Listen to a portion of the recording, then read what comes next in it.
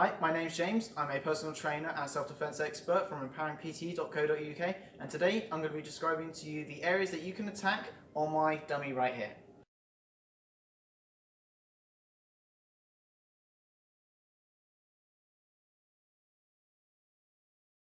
So, starting off with the head.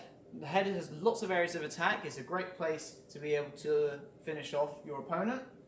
So straight away, you've obviously got the eyes. So from here, you can easily gouge them either with your thumb or with your fingers. So that's quite a hand one, especially if you're in close quarters. Okay. You can put your hand over the whole face as well. And what happens is as soon as I do that, they want to move their head away because it's quite uncomfortable. Because as soon as you cover the eyes, the head will move back. It will shift their balance back. It's quite a nice way of pushing them away. You've also got the nose. Okay, if you hit the nose, whether it's onto the side or to the front, then what will happen is the eyes will water. We've all banged our nose or our head before and our eyes start to water. We have to wipe it away. It's quite disorientating. So that's quite a nice way of being able to make sure that they can't see either you escaping or the next attack that's following up. Obviously, you've got the jaw as well. Now the jaw is quite loose. If you attack it onto the side, it's going to dislocate it. It will snap straight out of its socket and just hang there. You've also got the teeth. Okay, so if you strike underneath the chin or to the front, you can also take out a few teeth. If they happen to have their tongue out, then you can take that off as well. A little bit gory there. Okay, now to the side, you've also got the ears. Okay, if you cup your hands, you can easily burst the eardrum. Okay, by pushing all of that air through your cupped hand through into the ear and make their ears bleed. Okay, if they have any earrings as well, then you can also start to yank them out. You can probably grab onto the ears as well if you really need to. You've also got the hair that you can grab onto, but it depends whether it's long enough, whether they've got any extensions in or anything like that. Generally, if you can attack to the front of the face, it's a little bit better. Okay, so going back around to the front, moving down from the head, you've got the throat. Now the throat is quite a vulnerable area. Everybody has shirts that tend to come down into either a V-neck or it tends to be a little bit open.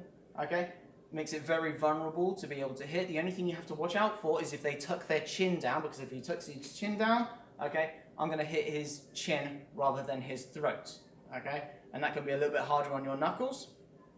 But what happens is you can push the Adam's apple back through into the windpipe, and if you do it hard enough, you could possibly kill them.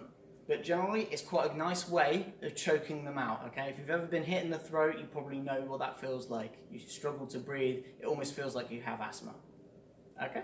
So, moving down the body, okay, you have the sternum and you have the stomach as well as the ribs, okay? Now, if you attack to the front of the body, we have a lot of padding. So they're not going to be able to take as much damage. You might be able to take out a couple of ribs, especially the lower floating ribs. But generally, they're going to have a lot of fat stores there. They're going to have a lot of protection. They're also going to have the core muscles as well, which are quite nice at protecting the body. And as well as that, if you're wearing quite a big, thick coat, leather jacket, something along those lines, that's going to take a lot of a beating as well. Okay? So instead, if you do go for the body, then what you do is you would attack the back. Okay? And this is where you can attack the kidneys. Okay?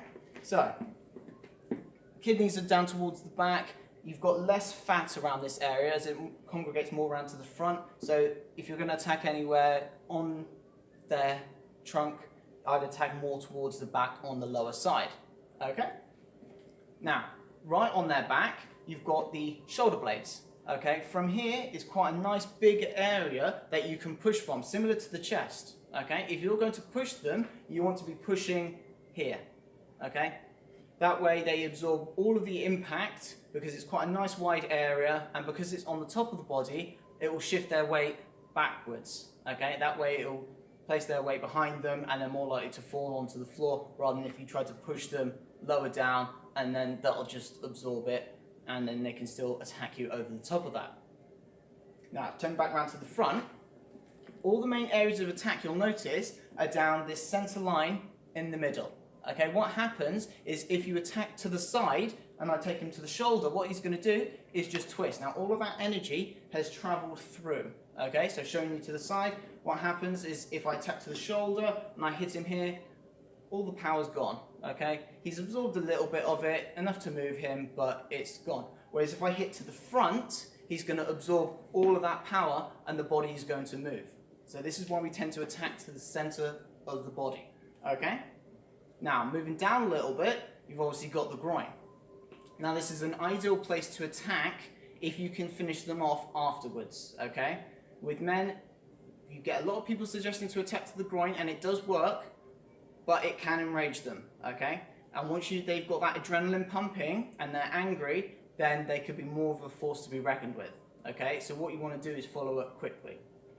But what you can do is you can easily knee, you can easily kick straight up into the groin, just make sure you're following quickly afterwards, okay? Going lower down, you've also got the knees. Now the knees are quite vulnerable because they only move in one direction. Just like the elbow joint, it's a hinge joint, so it means it only moves in this one direction. So if you try to push the joint through, it's going to snap and dislocate. So knees being very vulnerable, it's very easy to press through against the knee until it snaps, or if you happen to be the other side of them, then what you can do is you can easily push onto the back of the joint, forcing them to bend, therefore buckling them and bringing them down towards the floor. Okay, so that's all we've got time for today. So that is all of the different areas of the body that you can attack with to deal the most damage. Ideally, you want to be attacking towards the head, as that's going to disorientate them and most likely knock them out, as well as tip their balance off. However, you can attack these other areas of the body, especially if they're not facing you, they've got their back to you, that sort of thing. So hopefully you've enjoyed the content. Don't forget to subscribe on your way out. You can also follow me on Facebook, Twitter and Instagram. Thank you for watching.